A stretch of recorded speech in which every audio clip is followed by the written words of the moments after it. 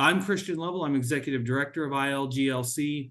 I want to take a moment to introduce our two panelists here. We've got Dan Sanderson. I'm going to ask him to say a few things in a moment. Dan farms with his family in Northern Illinois, Pasture Graze Farm.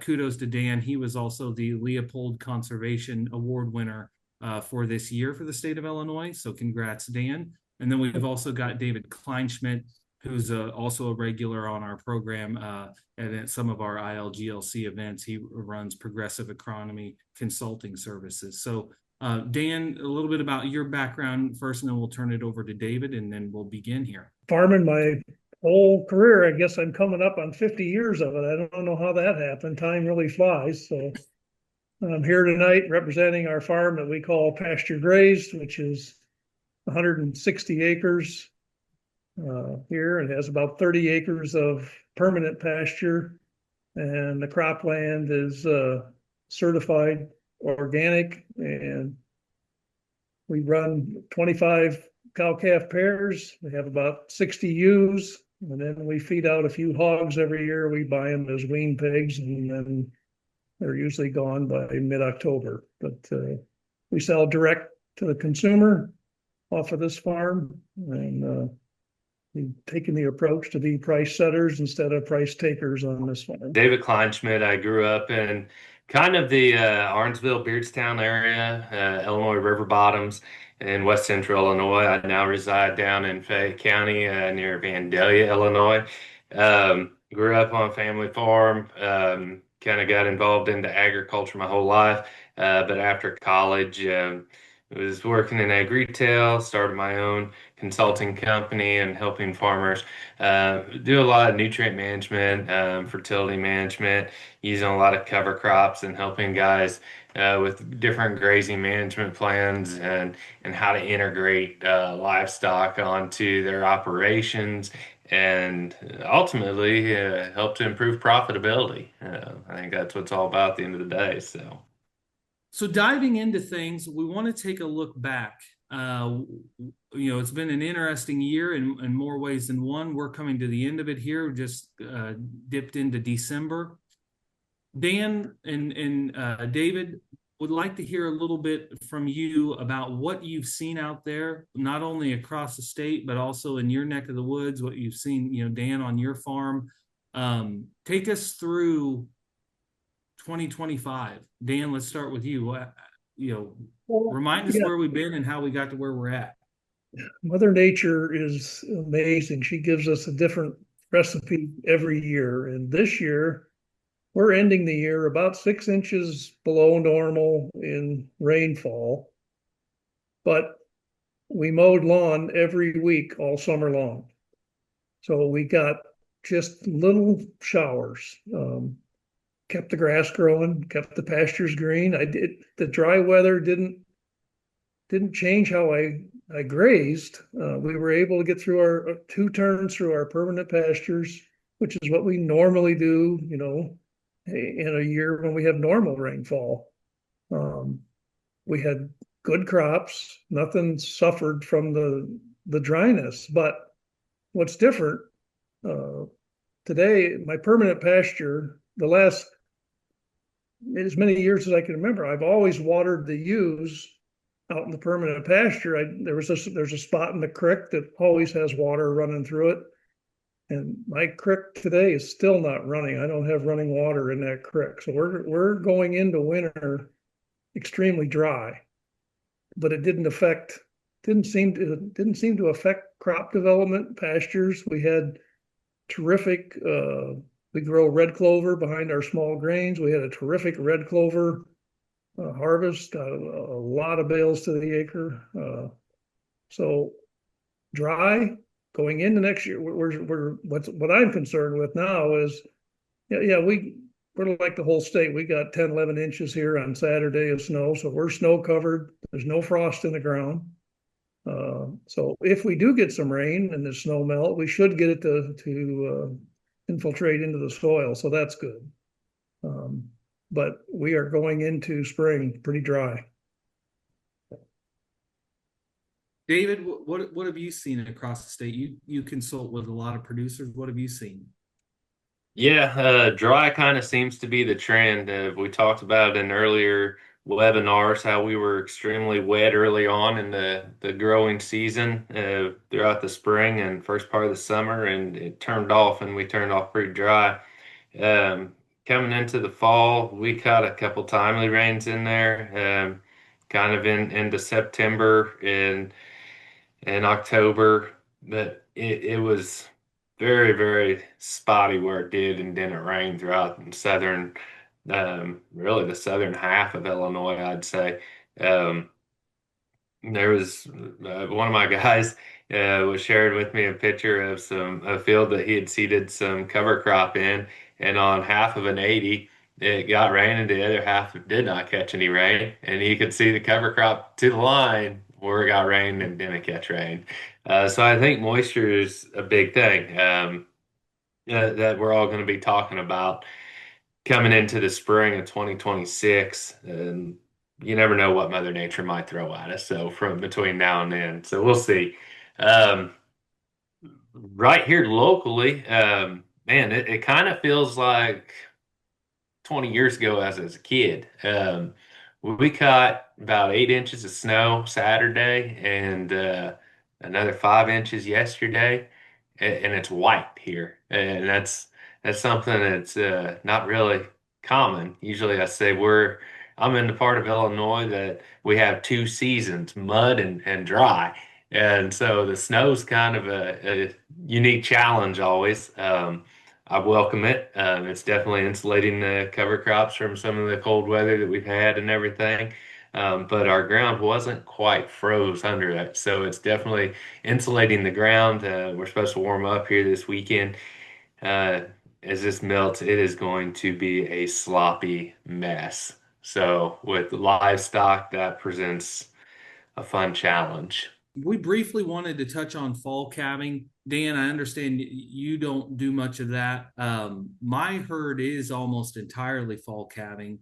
I can briefly talk about, we didn't really have any massive problems, but the thing with fall calving, especially when it's hot, you run the risk of having calves that are born early, lower birth weight calves. We have experienced that's rung true. We didn't have as much trouble this year, but cattle that are exposed to that extreme heat in the last trimester, you can get a higher rate of that. I remember a couple of years ago, we were getting into calving. It was August. We were, I think, starting calving September 1st, but we hit that week there where it was like 116 heat index several days in a row. And I did have a couple cows calved, and they calved so premature that the cows didn't even have milk. So it is something to think about when you got you know third period cows and affected by the extreme heat. So I think we wanted to touch on this in terms of fall grazing. Um, how has that been impacted? We had this dry weather. How's that changed your outlook on fall grazing? Are you doing anything different? Dan, you seem to suggest that maybe it's not too much different, but No, we grow red clover after wheat and oats, and so we typically can start grazing that August 1st. This year we were able, even though it was dry, the clover came and we started our grazing. We did use the collars. That made us better. It was, moving poly wire sounds great, but seems like there's always interruptions here or there. When you can set these collars up, you can have a week's worth of moves planned out. They got moved every day at 1 o'clock in the afternoon, and we wanted them moved.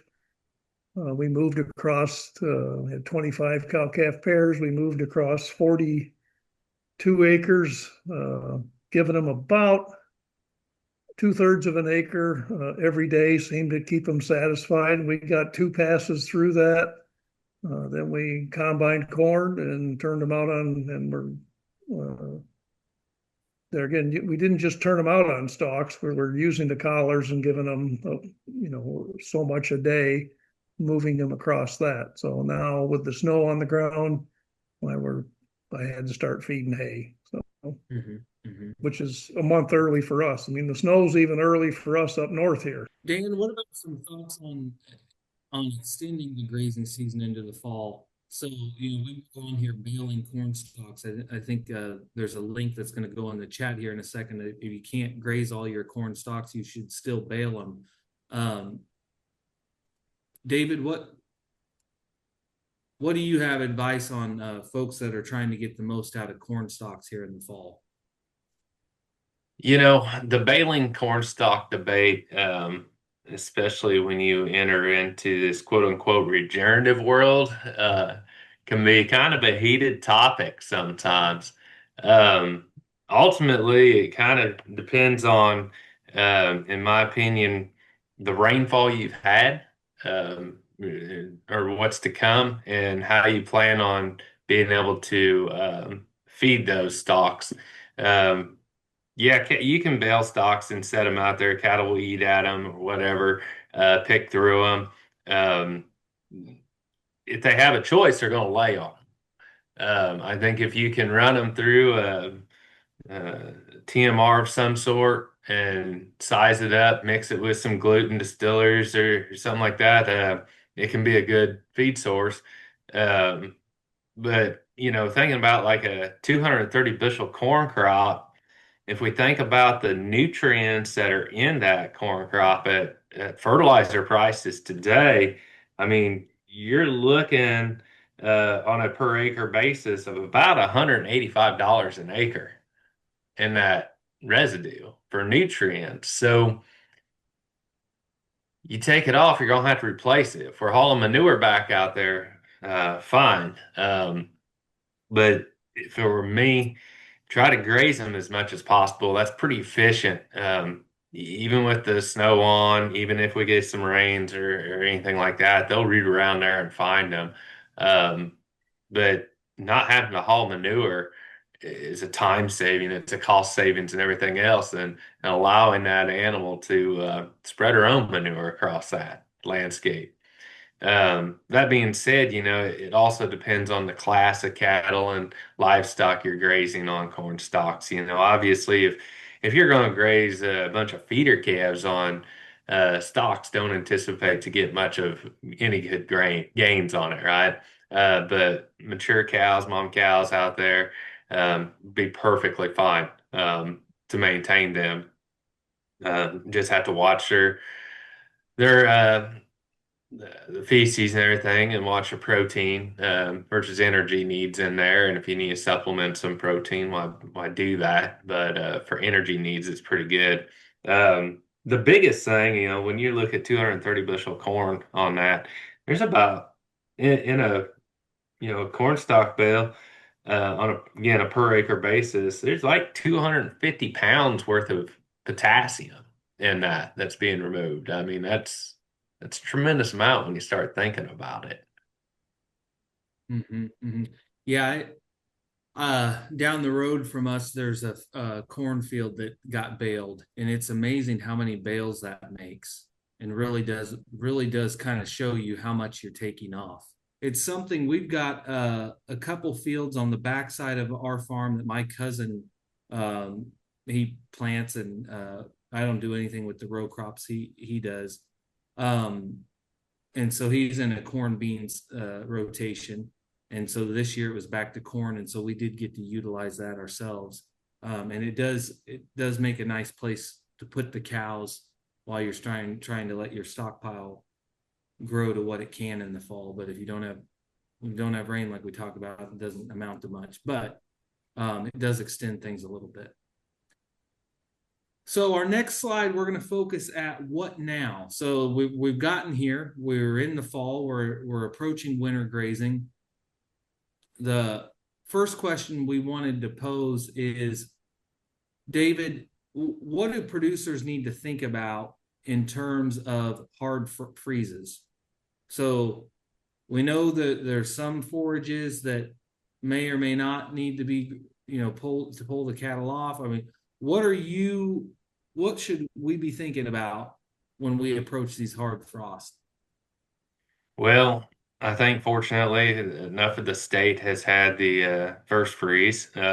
So when we start talking about like any of the grazing on a warm season annuals, like a sorghums, forage sorghums, sedan grasses, or anything like that, we really don't need to worry about any of the prussic acid issues right now. Um, typically after that first frost, we'd have to wait 5 to 7 days.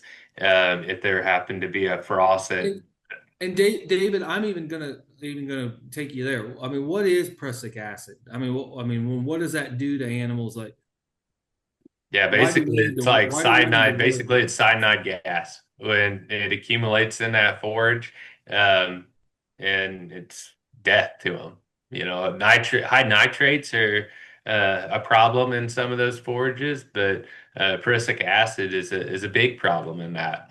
Now, if we were to chop it and bale or chop it and put it in a silage, in a bag or anything like that, or even cut it as hay, wilt it down and dry it, and put it in that bale, that prussic acid dissipates actually really quickly, unlike nitrates that would stay high. And so if that product forage had high nitrates, it could still be a problem in that ensiled bag too, or a bale. So that's always a problem. But yeah, that so if we catch a light frost on day one, we start that calendar at 5 to 7 days, and we catch 3 days in, we catch another light frost, we'd have to restart that calendar at 5 to 7 days before we would want to graze that again. Um, and we really want to watch, a lot of times, especially I know this is kind of hindsight looking back, but if we caught some warm weather after that first frost and we got a little regrowth at the bottom of that plant, that regrowth is going to be extremely high in prussic acid. It's death. I mean, just pure death out there. Um, so we would want to wait then until that regrowth either got bigger or just wait for it to completely frost out. Once you get that hard freeze where it's below 28 degrees for several hours, we'd probably want to wait 7 to 10 days and then graze that warm season at that time. Yeah, a lot of energy value into that crop, not a lot of protein really. Um, but yeah, that's something to think about for that warm season. As far as cool seasons go, I was going to plug this in earlier on grazing corn stalks. I flew on like a mix with annual ryegrass, some red clover, um, and forage collards. Yes, forage collards back in August 29th.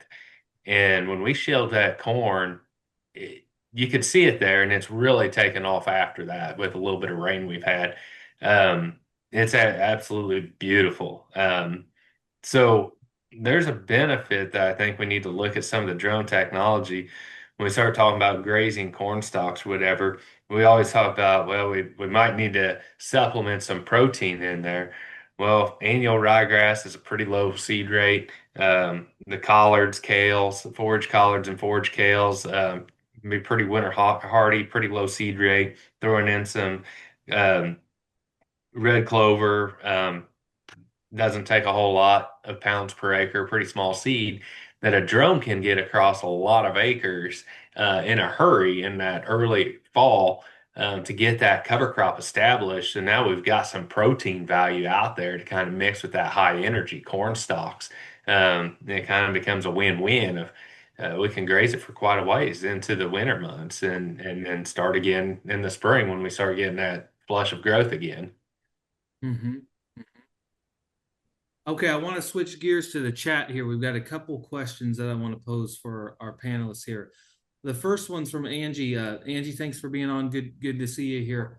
She says she doesn't have fencing around any of her cornfields and needs to set up something semi-permanent, but not looking for a huge cost. Any ideas for next year? My cows respect polywire. I mean, they don't even challenge it.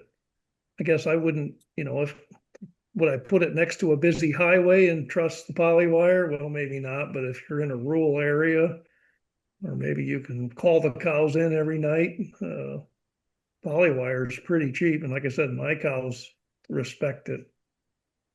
I Mhm. don't have any issues with the cattle. I've got a cornfield that's in the back of the farm. It's kind of protected by three pastures, and then the backside of it goes into a woodland preserve. And I've gotten along really well with putting up three strands of high tinsel, um, and not not putting up a full-fledged fence. So yeah, like Dan said, cattle that are electric fence broke, you whether it's one wire or if you feel like you need to put up two or three, but you do have options there. Yeah, I Um, think that running personally, I sleep better at night having a solid steel fence, wire, I should say, compared to a poly around a perimeter. When you look at, let's say, fencing in a 40 or 60 or an 80, even with a 6 or 9 braided wire, you're going to lose a lot of voltage going through that compared to straight, high tensile wire or just regular electric fence wire. If you're looking at something semi-permanent around there that gives you a little flexibility, yeah, putting up 2 or 3 strands of high tensile is cheap, really quick. Um, I've been a huge fan of the timeless fence post, but using um, yeah, um, a fiberglass post or something like that could work too. That is already pre-drilled or something, so you already have some options there to add more strands to make it more permanent if you need it to, I guess. mhm, But mhm. liability is crazy high. I mean, you start looking at 20, 30 years ago and guys running livestock out on fields compared to now. The price of vehicles and everything else and hospital bills, I would, I'd make me nervous not to have something Yeah, that make sure yeah. it holds in. I mean, if you're going to use, especially if they're not your cattle, you're custom grazing, you definitely want to make sure that they are darn broke to hot wire before kicking them out there. And you want to make sure you got a lot of ground and a hot fence. Mhm, mhm. In my farm, the perimeter is all fenced with 48-inch steel woven wire all the way around. So the livestock may not be exactly where I want them, but they're on my farm. I know they're not getting off the farm. So sheep are tough. I know Greg Judy, he does it with poly wire. Uh, I can't get my sheep to respect the poly wire, even if I put three up. If there's one Mhm. goes through, they're all going through. So Well, and we got Brett Matthews, who's also on the ILGLC board, mentions that you need to have the deer broke the electric fence too. And correct. I laugh at that because we've had deer going through our polywire. But yeah, yeah, it's a constant struggle. Okay, trying to hit a few more of these questions here. We've got Lauren is asking about planning winter pasture. So if you haven't had a chance to read her question yet, she runs dairy goats. She's got a paddock system, but she had to take them off in October. There was nothing left for them to eat.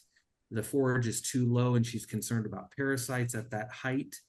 She said it was lush back in August, but just didn't bounce back with the low moisture we've had. Any advice for her in terms of setting up a winter pasture? Well, what I do when I run into this situation when my pastures are out of gas, I'll move to a sacrifice area and feed hay. I like to leave my permanent pastures in my system. I can pull my cows and sheep off of my permanent pastures the 1st of August, and I let them regrow here. And I don't go back to them until the 3rd week of May. Uh, with our cropland here being organic, we plant later. So I don't have to remove the livestock from my crop ground until the 3rd week of May. So that's my permanent pasture only has livestock on it from late May to 1st of August. That's how I run it here. So works on Mhm. my farm. I see that Lauren had put in the chat too that she's from Champaign County area. Um, One thing I would think about, it's obviously too late right now. Hay is going to be your friend. But coming into late February, March would be maybe seeding some oats oats and peas or something out there and trying to get something established and growing to get them back out onto it as well. Dan's right. I mean, you get into August, and if your pastures are short, most pastures I drive by, especially in Illinois and across the country, it doesn't matter. They look like golf courses by that time of the year, and there's not enough leaf material for them to uh, collect enough photosynthesis and grow. Their roots are already stunted. I mean, everything is just a hindering effect on it that's going to set them back for, that next year coming into that next spring is going to be a setback. So, yeah, we always got to look at that and manage it the best we can, and it can get expensive. But And rest, when you're in the grazing season, you have to remember to let it rest and recover. And if you're not getting recovery, you can get rest, but if you don't get rain that helps with the recovery and you go back on it again, you're just going to continue to perpetuate the problem. So that's where you need the backup of either a sacrifice paddock that, okay, I'm just going to have to feed hay. I have to let that pasture recover. If it doesn't recover, there really isn't much need in going back. Matt, I think you had a question, and I think this relates to everything that we're talking about when we think of winter grazing. Matt's question: can fall or winter grazing hurt spring green up or hinder the growth that we would get in the spring? What indicators should you look at to ensure that you're not hurting regrowth in the springtime? Root reserves. So this is a question I get a lot, and it seems like you hear different people with different things. Can you really graze it all to the ground in the winter and be okay? I don't. I feel like it hurts it. And that's on my farm. I think every piece of dirt's going to be a little bit different. I guess you try it, see how it recovers, and then it goes back to Mother Nature. Never gives us the same recipe. We don't know what next spring's weather is going to be. So I leave my livestock out on the crop ground, like I said, until the third week of May, because I don't know what I'm going to get come spring. And if I have too much, that's awesome. But I don't like to be caught too short. Because I'm out of hay by the third week of May.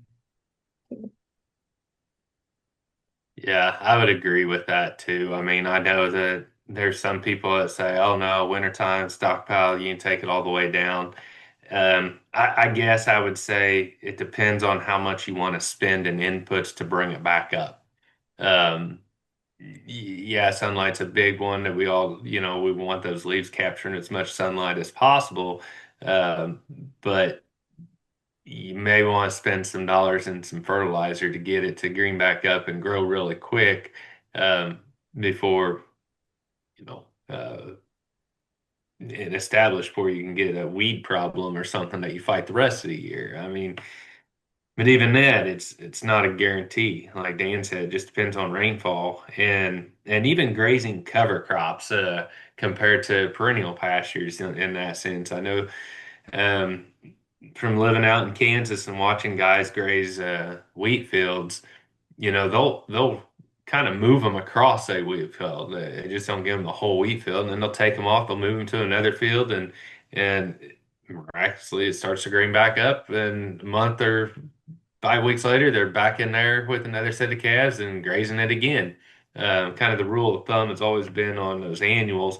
Once it starts warming up enough, where you start seeing that, especially grazing a wheat cash crop, once the head starts to push up above ground, and you start getting that hollow stem below it, you pull those animals off because that will hurt your yield ultimately.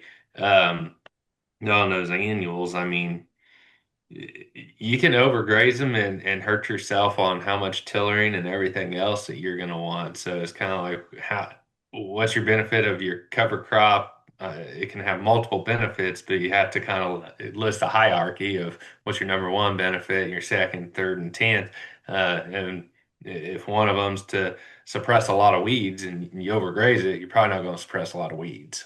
Dan, how are you approaching fall grazing? So, I mean, I know we had the snow here, and you know, it seemed Right. to So just plan, ruin all our plan A, plans. plan A was run them on corn stalks till Christmas or first of the year, before I had to start feeding hay. So now Mother Nature had other plans. I did take a bale of hay today and I got tired of them standing up by the barn, and I took my tractor and I drove out. We have buffer strips around all our perimeters. And so I did take a bale of hay out and made them walk a quarter mile out in the field to eat their hay, and then maybe they would eat some corn stalks on the way. So, like I said, we always have a plan A, but you have to have plan B and C, I guess, just in case Mother Nature throws you something that you weren't planning on. So, Mm-hmm, mm-hmm. I get I get this question a little bit, and David, I'm interested if what your thoughts are. So for those of us that stockpile fescue, and that's something we do on our farm, when is the best time to start grazing that stockpile?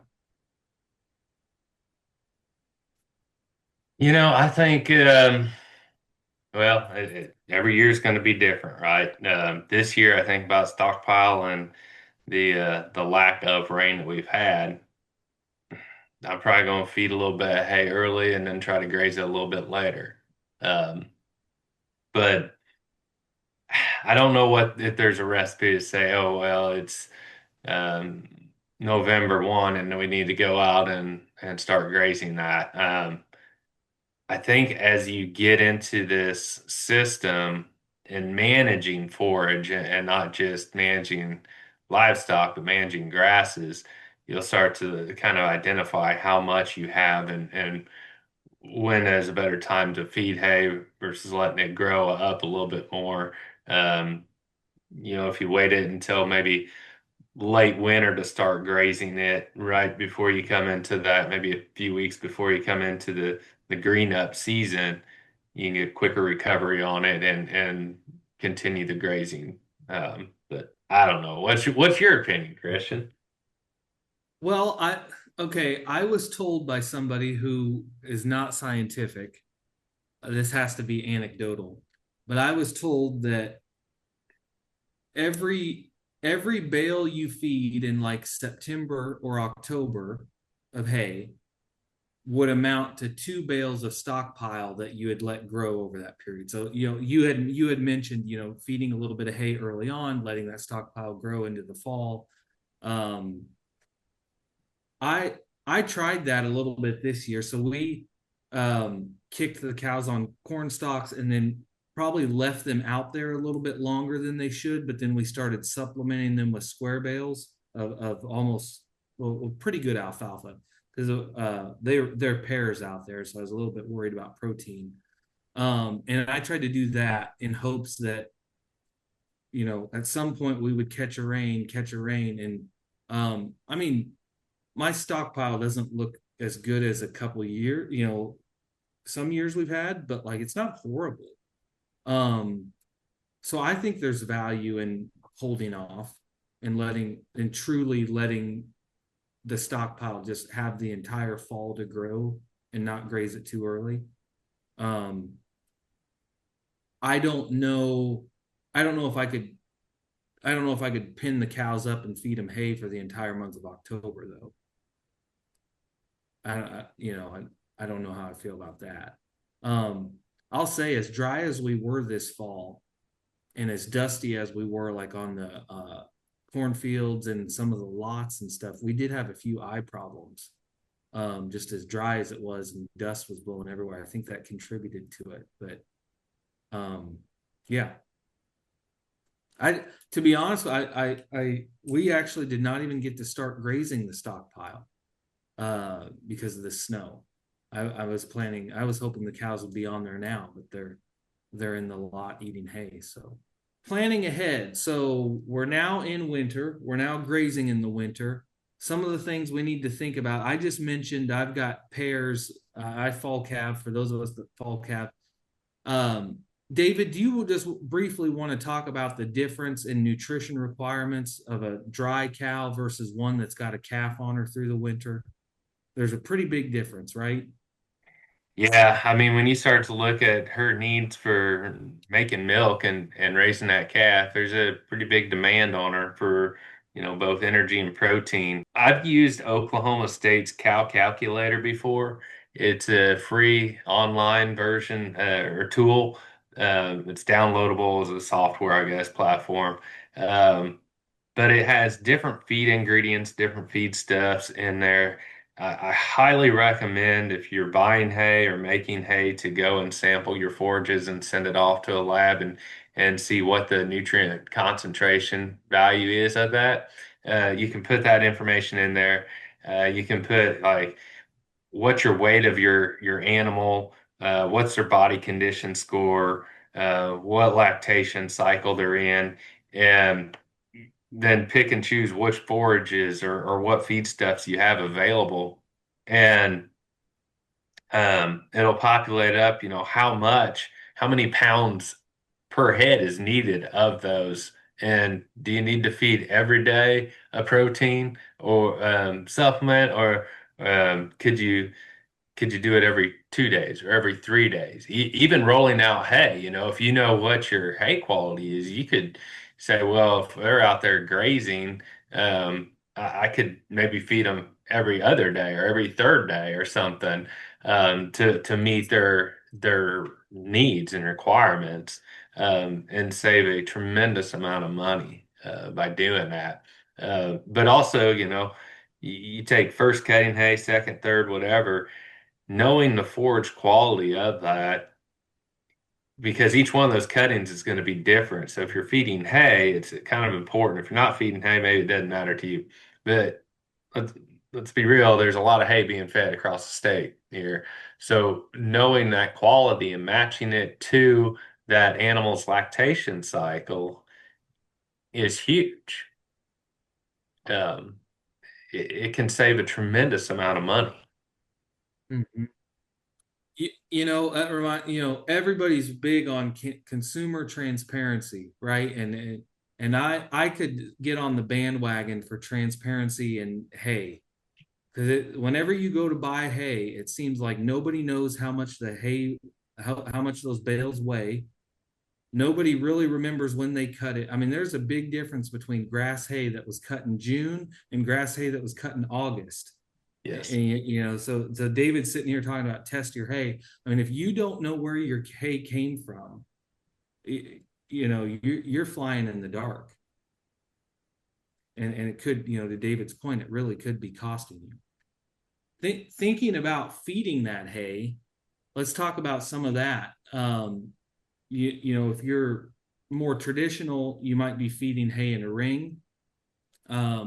We've seen more changes. Bale unrolling, bale grazing is something that's been going on. Dan, you do bale grazing a little bit, right? We have, yeah, in the past. We don't have anything set up yet this year, because snow came so early. So I know when it gets cold like this, uh, our herd has been stable for several years. I know that when it's like this, snow covered, I don't have to use a bale ring, but I can take a bale out wherever I want the cattle to graze. And I make a 4 by 5 foot bale, round bale. I take one of those out. If I do that every day, they'll eat it all. And it keeps my cows in condition. If it's going to get really cold, then I'll start, below zero. I probably need to put two out when it's like this. So then we may end up, then that's when we'll go to the bale grazing. We'll set them up. In the past, we've divided them out with polywire. We would give them probably 2 to 3 days worth of bales. I wouldn't do it every day. Move the polywire, but this year we have Gallagher collars on the cows, and so at some point we will set hay out, and we're going to hopefully see if we can manage the cows with just the collars with no polywire. There's two things I really don't like to see with the cows. One is them beating each other to death, trying to all drink out of the same 2 hole water point, the water fountain, so I like a big surface area for a water point. And then I do hate to see cows beat the crap out of each other at a hay ring and fighting for, So I do prefer to unroll hay. I've also got a bunch of baby calves this time of year. It's nice, they don't have to compete at the hay ring. Everybody can get a bite. Um, I but there, like Dan said, there's some things that do kind of drive you crazy a little bit. Sometimes I'm like, well, if I unroll one bale of hay, it's not enough. But if I go ahead and unroll two bales of hay, it's too much. So, and you can definitely, depending on which bale unroller you've got, I've got the Great Judy bale unroller. You can unroll half a bale or something, but it is more labor intensive and it is a little bit more work with it. I really do like I do like the way it does scatter, and we've done bale grazing a little bit too. Um, I think some of the links that Judy's put in the chat, I'm sure it's in there. Getting whether it's sheep or whether it's cattle, getting them away from any sort of sacrifice area and spreading out that manure and that urine. Every time they defecate in the lot, that's nutrients that's not getting put on your pasture. So I do really like to be able to just hook onto the bale unroller, take a bale out to the middle of the pasture, and then have them fertilize out there when they would have just been standing in the lot. Wanted to think about mud. David, I think it was you that mentioned that coming on the backside of this snow when it melts, and I think it is going to melt. I think we got 40-degree weather in our future before too long, not tomorrow, but what do producers need to be thinking about as far as mud, not only on the animals, but on the land itself? Yeah, so it's not that first hoof print that's a problem. It's like the 10th and 20th and 30th and 100th that goes in that same track that becomes a problem, you know. Um, and oftentimes I'll see guys that just kick cows out on a stock field or something and have one water source, and that's fine. They're going to trail back to it. You're going to have, some trails that go back and forth throughout that field. Um, but around those water sources, things like that, they're going to stand there and it's going to get tramped up bad, you know. And you come in there the next year to go and water, or I'm sorry, to plant into it on an annual cropping field.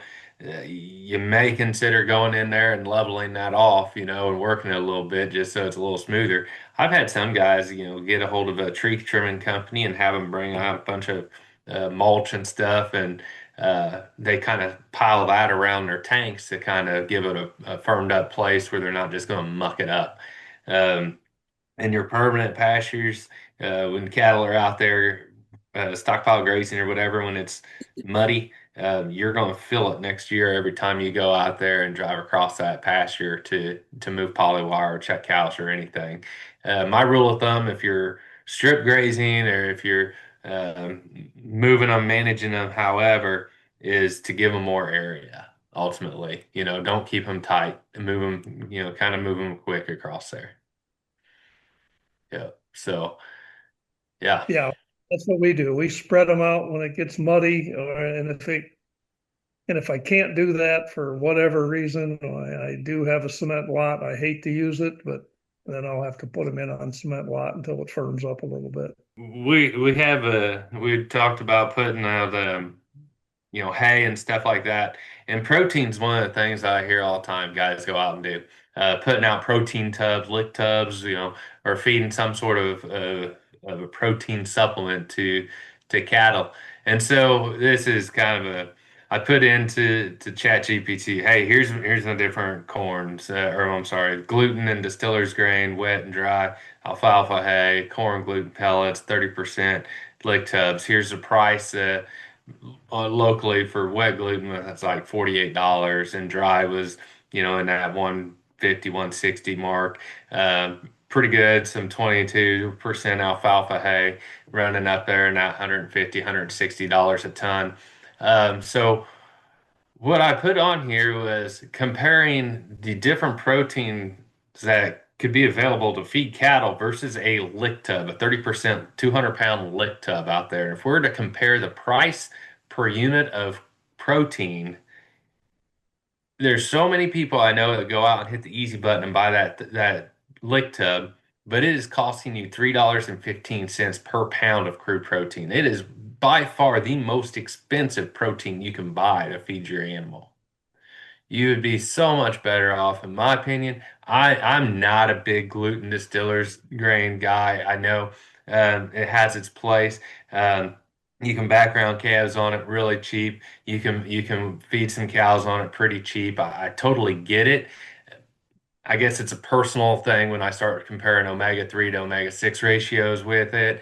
When I look at meat quality and everything else, it just does. I've used it in the past. I'm not going to say I've never used it, but it's just not something that I'm really big on. I think personally, you get better out of that alfalfa hay or clover hay, even if it's a mixed with some grasses. Might lower your protein, but you got maybe a little better energy content and everything else. Goes right back to that managing what you're buying and testing for that to understand what you're actually getting with it. That's that 33 cents per pound on alfalfa hay. Really, it's not much different between that and gluten, and it's probably a little easier to feed. Want to thank our two presenters tonight, David Kleinschmidt, again, Progressive Agronomy Consulting, Dan Sanderson, Pasture Graze Regenerative Farm. Again, want to plug the Hub. The Hub is a collaborative effort that we launched this year. It's between the Illinois Forage and Grasslands Council, the University of Illinois Extension, our organization, the Illinois Grazing Lands Coalition, and then Illinois NRCS, the Natural Resources Conservation Service. Funding is provided through USDA NRCS and specifically a grant that we got through the Grazing Lands Conservation Initiative. Our team has been doing a great job on this website. I'd encourage you, if you haven't seen it, to go to it. It's grazingforage.com.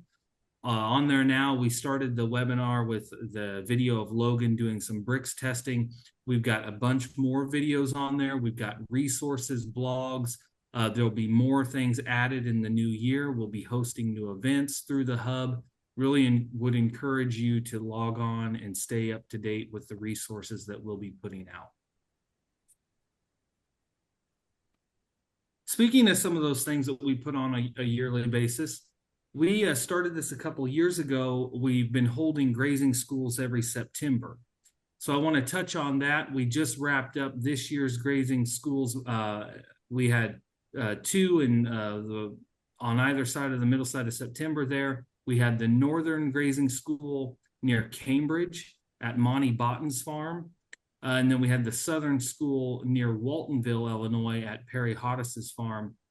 Both schools, it's a 2-day event. We bring in expert speakers. We mix up classroom versus getting out into the pasture. I'll say on the Northern School, that was sponsored by No Fence. No Fence is one of the companies that has launched the virtual fencing technology. So that was a big feature of the Northern School. Our host, Monty Botton's there, has incorporated that on his farm, has been using it for several years. We had folks from the company No Fence there that gave a demonstration and was very interesting. I think we're going to see more of that as time goes on. I know Dan utilizes a virtual fence on his farm. He's talked about that on previous webinars. We might talk about that a little bit tonight, but really appreciated getting to dig into that at the Northern School. The Southern School was just as good. Was at Perry Hodis's farm, like I mentioned. One of the things I want to mention about Perry, Perry actually attended the first grazing school that we ever hosted. That was in Blueford a couple years ago. And since then, I think Perry has taken some strategies back to his farm. He's improved some things, doing a really good job. Perry also received an NRCS EQIP contract several years ago and has his farm really well set up. And that was a focus of the Southern School, getting to see some of those EQIP practices on the farm, getting to see how they exist and how they're utilized by the producer. And we had a great event down there as well. So those were our 2 fall grazing schools. We will be doing them again next year. If you haven't attended one of those in the past, we'd love to have you at the grazing schools in 2026. Another thing I want to plug for 2026, the Heart of America Grazing Conference is coming back to Illinois. and we're looking at holding that in the summer, sometime in July. So those of you that are familiar with us also know that we do a statewide grazing conference. The last couple of years, we've done that in March. This coming year, our conference is going to coincide with Heart of America. Heart of America is a conference that rotates between several Midwestern states. I believe it was in Kentucky last year. So we are excited that that's coming back to Illinois in 2026, and would invite you all to put that on your calendars as well.